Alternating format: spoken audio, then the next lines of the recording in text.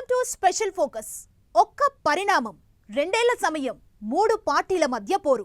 ఇది తెలంగాణలో political scene. రాజకీయం రసకందాయంలో పడింది. మొన్నటి వరకు సైలెంట్ గా కనిపించిన వాతావరణం ఒక్కసారిగా హీటెక్కింది. కాంగ్రెస్, బీజేపీ ఇప్పటికే వ్యూహాలు సిద్ధం చేయగా అదే రేంజ్ లో టీఆర్ఎస్ కౌంటర్ ఇస్తోంది. స్వయంగా కేసీఆర్ రంగంలోకి దిగటంతో రాజకీయ ముఖచిత్రం వేగంగా మారుతోంది. రసకందాయంలో తెలంగాణ రాజకీయం. ఎన్నికలకు 2.5 ఏళ్ల ముందే హీట్. హుజూరాబాద్ ఎన్నికే రెఫరెండంగా మారబోతుందా? తెలంగాణ రాజకీయాలు రంజుగా మారుతున్నాయి. ప్రత్యేక రాష్ట్రంగా ఆవిర్భవించినప్పటి నుంచి ఏకపక్షంగా సాగిన రాజకీయాలు ఇప్పుడు కొత్త పుంతలు తొక్కుతున్నాయి. సాధారణ ఎన్నికలు ఇంకా 2.5 ఏళ్ల సమయం ఉన్నా పొలిటికల్ సీన్ మాత్రం అప్పుడే సెగలు రేపుతోంది. హుజూరాబాద్ ఉప ఎన్నిక ముంచుకు వస్తుండటంతో ప్రధాన పార్టీలు దూకుడు పెంచాయి. దీంతో రాజకీయం మరింత రక్తి కడుతోంది. హుజూరాబాద్ ఉప ఎన్నిక అనేది ఇప్పుడు తెలంగాణలో 3 పార్టీలకు చాలా ఇంపార్టెంట్.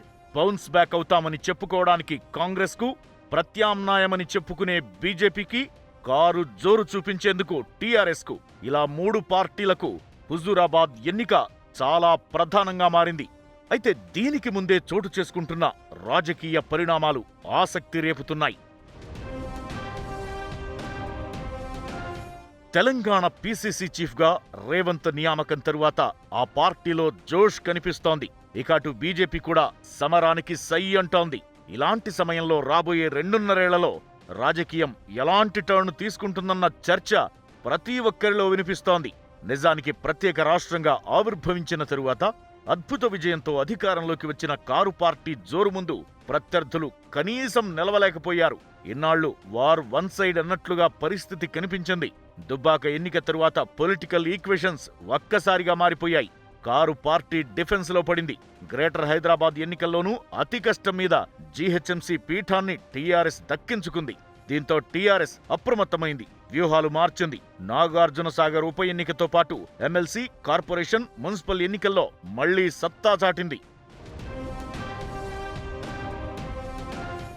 అయితే మంత్రివర్గం నుంచి మంత్రి ఈటల రాజేందర్ను బర్తరఫ్ చేయడంతో ఆయన రాజీనామా చేసి బీజేపీలో చేరారు. దీంతో హుజూరాబాద్కు ఉప ఎన్నిక అనివార్యంగా మారింది. ఈ ఎన్నిక ఫలితమే రానున్న సార్వత్రిక ఎన్నికలకు చుక్కానిగా టీఆర్ఎస్ భావిస్తోంది. హుజూరాబాద్లో విజయం సాధించడం ద్వారా తిరుగుబాటు బావుట ఎగురవేసిన ఈటలతో పాటు విపక్షాలకు స్ట్రాంగ్ కౌంటర్ ఇవ్వాలని గులాబీ బాస్ ప్లాన్ గా కనిపిస్తోంది. దీంతో బాస్ కేసీఆర్ స్వయంగా రంగంలోకి దిగారు. విపక్షాలు చేస్తున్న విమర్శలకు, వినిపిస్తున్న ఆరోపణలకు ఫుల్ స్టాప్ పెట్టేందుకు సిద్ధమయ్యారు. ప్రగతి భవన్ దాటి ప్రజల్లోకి వెళుతున్నారు. విపక్షాలు చేస్తున్న ప్రతి విమర్శలకు ఆన్సర్ అన్నట్లుగా తన చేతలతో కౌంటర్లిస్తున్నారు. ఎవరికీ అంతు చిక్కని రాజకీయ ఎత్తుగడలు వేయడంలో కేసీఆర్ దిట్ట. ప్రతిపక్షాలను చిత్తు చేయడంలోనూ, విమర్శలు గుప్పించే వారిని తన దారికి తెచ్చుకోవడంలోనూ ఆయనది పక్కా పొలిటికల్ వ్యూహం. ఇప్పుడు ఆయన కార్యాచరణ కూడా అదే స్పష్టం చేస్తోంది. ప్రగతి భవన్ ఫామ్ హౌస్ కే సీఎం కేసీఆర్ పరిమితమవుతున్నారని, జనాల కష్టాలు పట్టించుకోవడం లేదని కొన్నాళ్లుగా విపక్షాలు విమర్శలు చేస్తున్నాయి. అయితే వాటికి చెక్ పెట్టేందుకన్నట్లు వరుస పర్యటనలు నిర్వహిస్తున్నారు కేసీఆర్. కలెక్టరేట్ల ప్రారంభోత్సవంతో పాటు జిల్లాల్లోనూ పర్యటించేందుకు సిద్ధమవుతున్నారు. దత్తత గ్రామం వాసాలమర్రికి వెళ్లడం, స్థానికులతో కలిసి సహపంక్తి భోజనాలు చేయడం, ఇలా కేసీఆర్ ప్రతి చర్య పొలిటికల్ గా ఆసక్తి రేకెత్తిస్తోంది. జనాలతో కలుస్తూ ప్రభుత్వ సంక్షేమ కార్యక్రమాలు వివరిస్తూనే విపక్షాలపై తన మార్కు చొరకలు విసురుతున్నారు. ప్రత్యేక రాష్ట్రంగా ఆవిర్భవించిన తరువాత దళితులను పట్టించుకోలేదన్న విమర్శలకు చెక్ పెట్టే పనిలో పడ్డారు కేసీఆర్. సీఎండీఏ పేరుతో ప్రత్యేక కార్యక్రమం నిర్వహించడంతో పాటు ఎస్సీ సాధికారతపై అఖిలపక్ష సమావేశం నిర్వహించారు. దళిత ప్రజాప్రతినిధులు, వివిధ పార్టీల నేతలతో సమావేశమయ్యారు.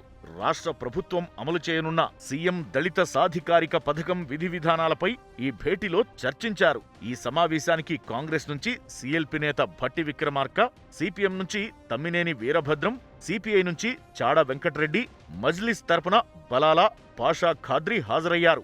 సామాజికంగా, ఆర్థికంగా వెనుకబడిన ఎస్సీల బాధలు పోవాలని వారి అభివృద్ధి కోసం దశల వారీగా కార్యాచరణ సిద్ధం చేస్తున్నట్లు కేసీఆర్ చెప్పారు.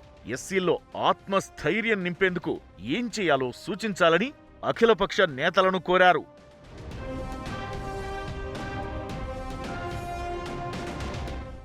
అప్పుడెప్పుడో తెలంగాణ ప్రత్యేక రాష్ట్రం ఏర్పడిన కొత్తలో అఖిలపక్ష సమావేశం నిర్వహించారు. ఆ తరువాత మళ్లీ ఇప్పుడే, అంటే దాదాపు 6 ఏళ్ల తరువాత సమావేశం నిర్వహించారు. ఇలా పార్టీ స్లో అవుతుందనుకున్న ప్రతిసారి తన మార్కు వ్యూహాలతో దూసుకుపోయే కేసీఆర్ ఇప్పుడు అదే చేస్తున్నారు. ఇప్పుడు కేసీఆర్ ధోరణిలో మార్పు కనిపిస్తోంది. ఎప్పుడూ లేనిది ప్రతిపక్షాలకు ప్రగతి భవన్ అపాయింట్మెంట్ ఇవ్వడం, ఆ వెంటనే అఖిలపక్ష సమావేశం ఏర్పాటు చేయడం, ఇదంతా రాజకీయ వర్గాల్లో తీవ్ర చర్చకు దారితీసింది. ప్రతిపక్షాలకు ప్రాధాన్యత ఇస్తున్నారా లేదా తన మార్కు వ్యూహంతో వల విసురుతున్నారా అన్నది ఆసక్తిగా మారింది. మరియమ్మ లాకప్ డెత్ వ్యవహారంలో కాంగ్రెస్ ఎమ్మెల్యేలకు అపాయింట్మెంట్ ఇచ్చి వారు తీసుకొచ్చిన సమస్యలపై జెట్ స్పీడ్తో స్పందించారు. దళితుల జోలికి వస్తే ఊరుకునేది లేదంటూ హెచ్చరించడం వెనుక కేసీఆర్ రాజకీయం స్పష్టంగా కనిపిస్తుందన్న అభిప్రాయాలు వినిపిస్తున్నాయి. నీళ్లు, నిధులు, నియామకాలపైనే తెలంగాణ ఉద్యమం సాగింది. ప్రత్యేక రాష్ట్రంగా ఆవిర్భవించిన తరువాత సాగునీటి ప్రాజెక్టులకు పెద్దపీట వేసిన కేసీఆర్ బృహత్తర కాళేశ్వరం ప్రాజెక్టుకు రూపకల్పన చేశారు. గోదావరి జలాలకు సంబంధించి ఎలాంటి సమస్య లేకపోయినా కృష్ణా విషయంలోనే పక్క రాష్ట్రం ఏపీతో తగవు వచ్చింది. రాయలసీమ లిఫ్ట్, పోతిరెడ్డిపాడు వ్యవహారంలో ఏపీ అనుసరిస్తున్న తీరును కేసీఆర్ తీవ్ర స్థాయిలో వ్యతిరేకిస్తున్నారు. పక్క రాష్ట్రంలో అనుసరించాల్సిన విధానాలకు సంబంధించి ప్రజల అభిప్రాయాలే ఫైనల్ అన్నట్లుగా ముందుకు సాగుతున్నారు. ఇలా ప్రతి విషయంలో జనంతో ఉన్నారు, జనంలోనే ఉన్నానంటున్న సంకేతాలను కేసీఆర్ పంపిస్తున్నారు. తెలంగాణ సెంటిమెంటును మరోసారి తెరమీదకు తీసుకొస్తూనే రాజకీయంగానూ విపక్షాలకు చెక్ పెట్టేందుకు సిద్ధమవుతున్నారు. తెలంగాణ తెచ్చిన పార్టీగా టీఆర్ఎస్ జనాల్లోకి వెళుతుంటే ఇచ్చిన పార్టీ తామేనంటూ గేర్ మార్చేందుకు సిద్ధమవుతోంది కాంగ్రెస్. హుజూరాబాద్లో జోరు పెంచి వచ్చే సాధారణ ఎన్నికల నాటికి సత్తా చాటాలని ఇప్పటి నుంచే వ్యూహాలు రచిస్తోంది. ఇకటు బీజేపీ కూడా తామేం తక్కువ కాదన్నట్లు సంచలన నిర్ణయాలు తీసుకుంటోంది. దీంతో తెలంగాణలో పొలిటికల్ సీన్ ఒక్కసారిగా హీట్ పుట్టిస్తోంది.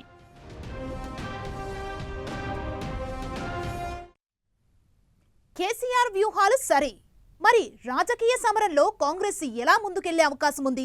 కొత్త పీసీసీ చీఫ్ గా రేవంత్ రెడ్డి నియామకం రాష్ట్రంలో హస్తం పార్టీ భవిష్యత్తుని మారుస్తుందా? ఆయన ముందున్న అసలు సవాళ్లేంటి? 2023 నాటికి ఏం జరగబోతోంది?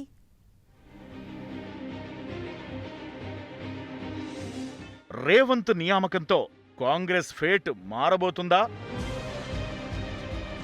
కాంగ్రెస్ ఎలాంటి వ్యూహాలతో వెళ్లబోతోంది? రేవంత్ రెడ్డికి ఎదుర్కోబోయే సవాళ్లేంటి? తెలంగాణ ఇచ్చిన పార్టీగా ప్రజల్లో ఉన్న సానుభూతిని క్యాష్ చేసుకోవడంలో కాంగ్రెస్ పార్టీ ఘోరంగా విఫలమైంది. ప్రత్యేక రాష్ట్రం ఆవిర్భావం తరువాత ఏ ఎన్నికల్లోనూ ప్రభావం చూపలేకపోయింది. దీనికి తోడు పార్టీ నుంచి కీలక నేతలు ఒక్కరొక్కరిగా బయటకు పోయినా అడ్డుకోలేదు సరికదా, అలాంటి ప్రయత్నాలు కూడా చెయ్యలేదన్న విమర్శలు వినిపించాయి. దీంతో హస్తం పార్టీ పరిస్థితి రోజురోజుకు బలహీనంగా మారుతూ కనిపించింది. ఇకటు బీజేపీ దూకుడు పెంచడంతో రాష్ట్రంలో కాంగ్రెస్ ఖేల్ ఖతం అన్న అభిప్రాయాలు కూడా వినిపించాయి. దుబ్బాక, గ్రేటర్ హైదరాబాద్ ఎన్నికల్లో కనీసం పోటీ ఇవ్వలేక కాంగ్రెస్ చతికిలబడడం ఆ అభిప్రాయాలకు మరింత బలం చేకూరేలా చేసింది.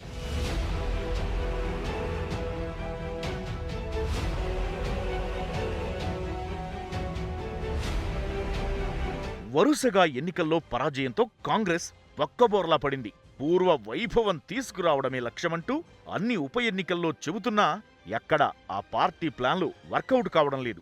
ఎవరికి వారే అన్నట్లుగా ఉండే కాంగ్రెస్లో కలిసి పోరాటాలు చేసింది చాలా తక్కువ. సరైన నాయకత్వం లేక ఆగంగా మారిన ఆ పార్టీకి ఏఐసీసీ జవసత్వాలు నింపే పనిలో పడింది. ఢీ అంటే ఢీ అంటూ దూకుడుగా ఉండే మల్కాజ్గిరి ఎంపీ రేవంత్ రెడ్డిని టీపీసీసీ చీఫ్గా నియమించింది. ఇప్పటికే గులాబీ నేతలపై ఓ రేంజ్లో విమర్శలు చేశారు రేవంత్. పీసీసీ పగ్గాలు చేతికి రావడంతో ఆ దూకుడు ఇంకా పెరిగే అవకాశముంది. సొంత పార్టీ నేతలు సపోర్ట్ చేసినా చెయ్యకపోయినా కొన్ని అంశాలపై సొంతంగా పోరాటాలు చేసే ప్రయత్నం చేశారు.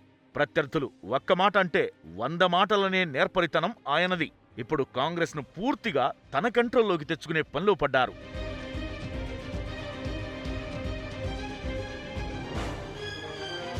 పీసీసీ చీఫ్గా రేవంత్ రెడ్డికి కాంగ్రెస్ అధిష్టానం బాధ్యతలు అప్పగించడంతో మళ్లీ ఆ పార్టీలో కొత్త జోష్ కనిపిస్తోంది. పార్టీ శ్రేణులకు మళ్లీ భవిష్యత్తుపై ఆశలు చిగురిస్తున్నాయి. చాలా కాలంగా పీసీసీ కోసం ఎదురుచూస్తున్న రేవంత్ సీనియర్ నేతలను దాటుకుని మరీ హైకమాండ్ మెప్పు సంపాదించారు. అందివచ్చిన ఈ అవకాశాన్ని సద్వినియోగం చేసుకుని సత్తా చాటుకునే పనిలో పడిపోయారు. ఇప్పటికే ఎంపీగా, కాంగ్రెస్ వర్కింగ్ ప్రెసిడెంట్గా ప్రజా సమస్యలపై పోరాటం చేస్తూ ప్రభుత్వాన్ని ఇరుకున పెట్టే ప్రయత్నాలు చేస్తున్న రేవంత్కు పీసీసీ పీఠం కొత్త ఉత్సాహాన్నిచ్చింది. ఇక నుంచి పీసీసీ చీఫ్ హోదాలో తన వ్యూహాలకు మరింత పదును పెట్టే అవకాశాలు కనిపిస్తున్నాయి. ఇప్పటికే రైతు చట్టాల విషయంలో ఒకమారు పాదయాత్ర చేసిన రేవంత్ దాన్ని రాష్ట్ర వ్యాప్తంగా కొనసాగించాలనే ఆలోచనలో ఉన్నారు. తన టార్గెట్ టీఆర్ఎస్ మాత్రమే అన్నట్లు రేవంత్ చేస్తున్న వ్యాఖ్యలు రాజకీయాల్లో మరింత కాకపుట్టిస్తున్నాయి. తెలంగాణకు కేసీఆర్ పరిపాలనలో జరిగిన అన్యాయానికి ధనిక రాష్ట్రమైన తెలంగాణ కేసీఆర్ చేతుల్లో బందీ అయి దివాలా తీసిన తెలంగాణ రాష్ట్రానికి ప్రత్యామ్నాయంగా కాంగ్రెస్ పార్టీ ఏం చేయబోతుందో తెలంగాణ మేధావులతో, తెలంగాణ ఉద్యమకారులతో, తెలంగాణ రాష్ట్రం కోసం పోరాడిన వాళ్ళందరినీ కూడా కలుపుకొని తీసుకొని భవిష్యత్ కార్యాచరణను తీసుకొని ముందుకెళ్తాం. అయితే రాష్ట్రంలో కాంగ్రెస్ పార్టీని గాడిలో పెట్టడం కోసం రేవంత్ ఎలాంటి వ్యూహాలతో ముందుకు వెళతారన్న చర్చ నడుస్తోంది. కాంగ్రెస్ పార్టీలో స్వేచ్ఛ ఎక్కువ. ఎవరు ఏదైనా ఎక్కడైనా ఎలాంటి కామెంట్లైనా చేస్తుంటారు, మళ్లీ పార్టీలో కొనసాగుతుంటారు. అసంతృప్తులకు వర్కింగ్ ప్రెసిడెంట్లు, విమర్శించిన వారికి ఏఐసీసీలో పదవి అన్నట్లుగా హస్తం పార్టీ అధిష్టానం నిర్ణయాలు కనిపించాయి. నిజానికి రేవంత్ రెడ్డి పార్టీలోకి రావడాన్ని ముందు నుంచి కోమటిరెడ్డి బ్రదర్స్ వ్యతిరేకిస్తున్నారు. పైగా తాము ఆశించిన పీసీసీ పదవిని రేవంత్ రెడ్డికి కట్టబెట్టడంపై వాళ్లు గుర్రుగా ఉన్నారు. బయటకు రావడం లేదు గాని అలాంటి వాళ్లు పార్టీలోనే చాలా మందే ఉన్నారన్న అభిప్రాయాలు ఉన్నాయి. మరి వీళ్లందరినీ రేవంత్ ఎలా కలుపుకుని వెళతారు, ఏం చెయ్యబోతున్నారన్నది ఆసక్తికరంగా మారింది. కార్యాచరణ అనేది ఇప్పుడు మా మిత్రుడు కోమటిరెడ్డి బ్రదర్స్ అంటే మా కుటుంబ సభ్యులందరితో కూడా మాట్లాడి ఏ కార్యక్రమం ముందు తీసుకుంటే, ఏ కార్యక్రమం ద్వారా ప్రజలకు దగ్గరవుతాం, ఏ సమస్యలతో ప్రజలు కొట్టుమిట్టాడుతుందో ప్రాధాన్యత క్రమంలో సమస్యలను తీసుకోవడం జరుగుతుంది. రేవంత్ రెడ్డికి భవిష్యత్తులో అసలైన సవాళ్లు ఎదురుకాబోతున్నాయి. నిజానికి నిన్నటి వరకు హుజూరాబాద్ ఉప ఎన్నికల్లో రెండు పార్టీల మధ్య పోటీ అని అంతా అనుకున్నారు. రేవంత్ రెడ్డి పీసీసీ చీఫ్ కావడంతో కాంగ్రెస్ పార్టీకి పూర్వ వైభవం రానుందని భావిస్తున్నారు. ఇప్పుడు హుజూరాబాద్ ఉప ఎన్నికల్లో త్రిముఖ పోటీ తప్పదని రాజకీయాల్లో చర్చ మొదలైంది. మాస్, క్లాస్, యూత్ ఫాలోయింగ్ ఉన్న రేవంత్ రెడ్డికి పీసీసీ చీఫ్ ఇవ్వడంతో ఉమ్మడి కరీంనగర్ జిల్లాలో కాంగ్రెస్ పార్టీ కొత్త పుంతలు తొక్కడం ఖాయమంటున్నారు. ఇలాంటి పరిస్థితుల్లో కొత్త సారథికి హుజూరాబాద్ ఉప ఎన్నిక ఓ సవాల్గా మారనున్నాయి. అయితే హుజూరాబాద్లో కాంగ్రెస్ పార్టీ అభ్యర్థి ఎవరు అన్న దానిమీదే రాబోయే పరిణామాలు ఆధారపడి ఉంటాయి.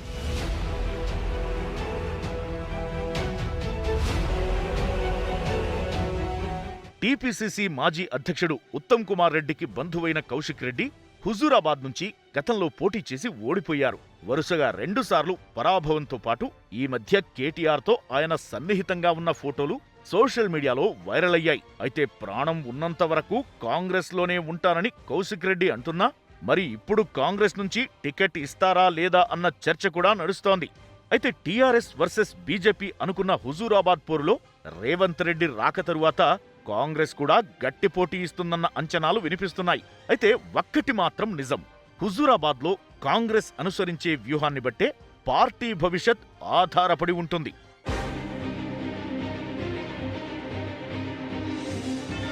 ఇక కాంగ్రెస్ అధిష్టానం ప్రకటించిన పదవుల్లో ఉమ్మడి కరీంనగర్ జిల్లాకు మొండి చేయి చూపిందనే అభిప్రాయాలు వ్యక్తమవుతున్నాయి. ఓ దశలో పీసీసీ రేసులో జీవన్ రెడ్డి పేరు కూడా వినిపించింది. ఆయనతో పాటు జిల్లాలో శ్రీధర్ బాబు, పొన్నం ప్రభాకర్, నేరెళ్ల శారద లాంటి సీనియర్లున్నారు. అయితే ఉమ్మడి జిల్లాకు ఒక్క పదవి దక్కకపోవడంతో విమర్శలకు తావిస్తోంది. ఈ ప్రభావం కూడా హుజూరాబాద్ ఉప ఎన్నిక మీద పడే అవకాశం ఉంటుందన్నది మరికొందరి వాదన. మరి వీరందరినీ రేవంత్ రెడ్డి ఎలా తన దారిలోకి తెచ్చుకుంటారన్న దానిపైనే విజయావకాశాలు ఆధారపడి ఉంటాయి.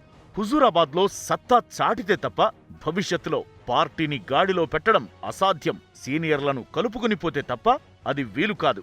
మరి ఇలాంటి సమయంలో రేవంత్ ఎలాంటి వ్యూహాలతో ముందుకెళతారు, ఏం చేయబోతున్నారన్నది ఆసక్తికరంగా మారింది. కాంగ్రెస్ సంగతి ఎలా ఉన్నా హుజురాబాద్ లో బీజేపీ దూకుడు మీద కనిపిస్తోంది. టీఆర్ఎస్ కు ప్రత్యామ్నాయం తామే అని ప్రచారం చేసుకుంటున్న కమలం పార్టీ ఈటల చేరికతో మరింత బలం చేకూరిందని భావిస్తోంది. దీంతో ఇప్పుడు హుజురాబాద్ ఉప ఎన్నిక కమలం పార్టీకి ఇప్పుడు డూ ఆర్ డై అన్నట్లుగా మారింది. మరి కాషాయ పార్టీ వ్యూహాలు ఎలా ఉన్నాయి?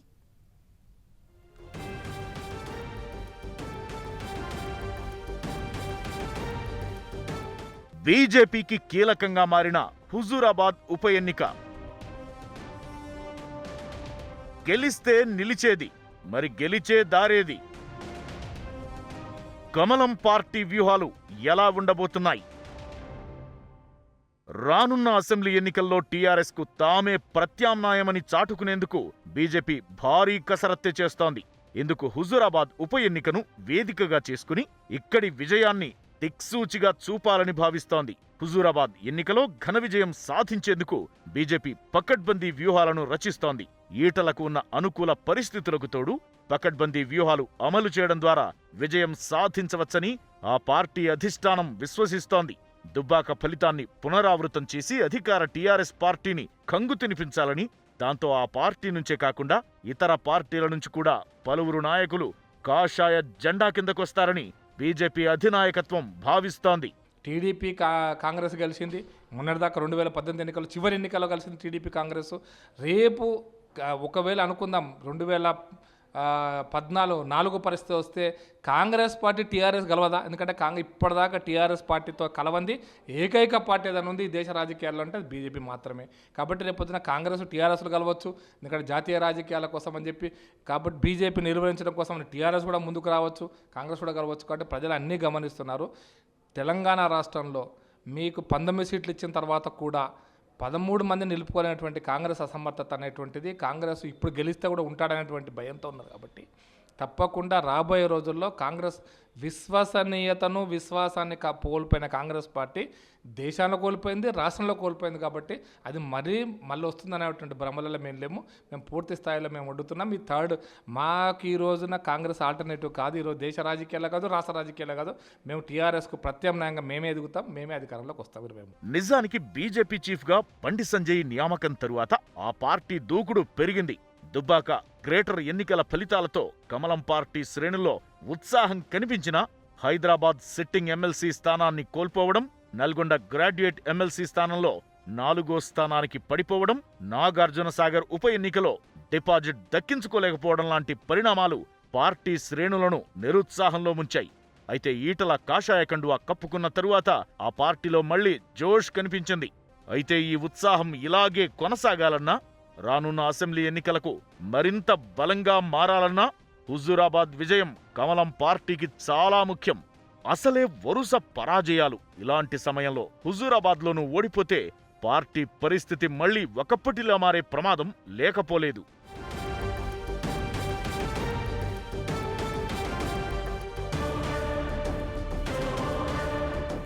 ఒకప్పటితో పోలిస్తే తెలంగాణలో బీజేపీ భారీగా బలం పుంజుకుంది.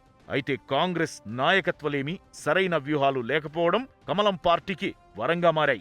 ఒక్క ముక్కలో చెప్పాలంటే కాంగ్రెస్ స్పేస్ను బీజేపీ లాగేసుకుంది.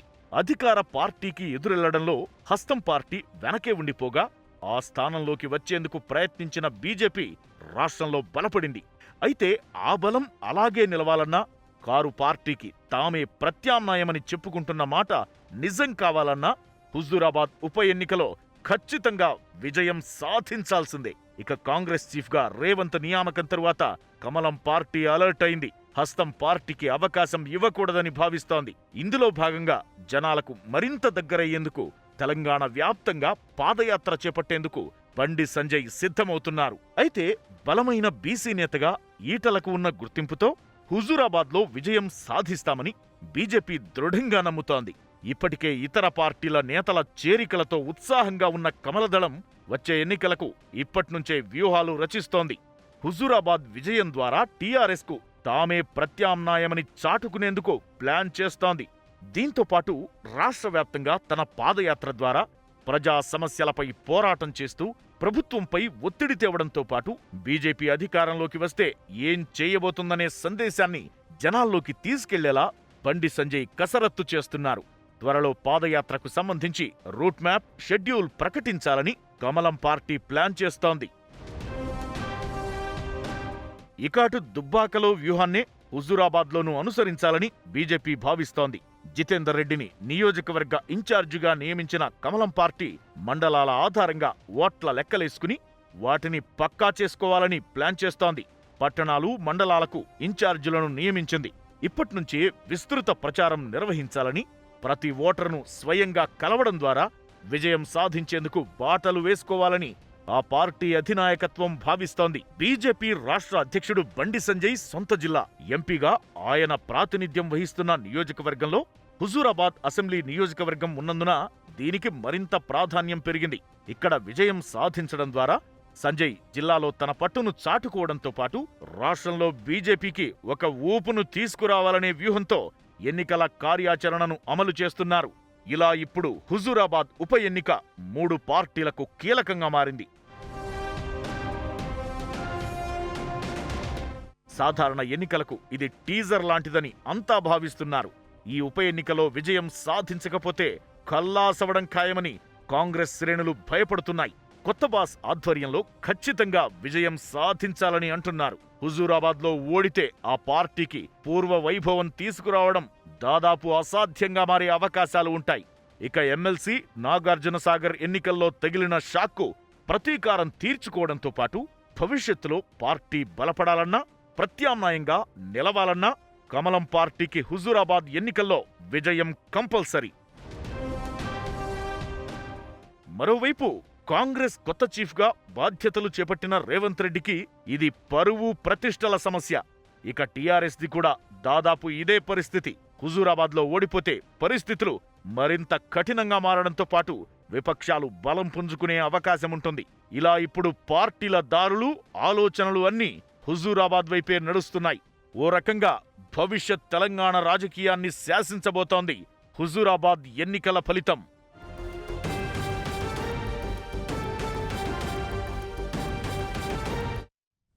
ఇది వాల్టి స్పెషల్ ఫోకస్. చూస్తూనే ఉండండి 10 టీవీ, జనం కోసం, నిజం కోసం.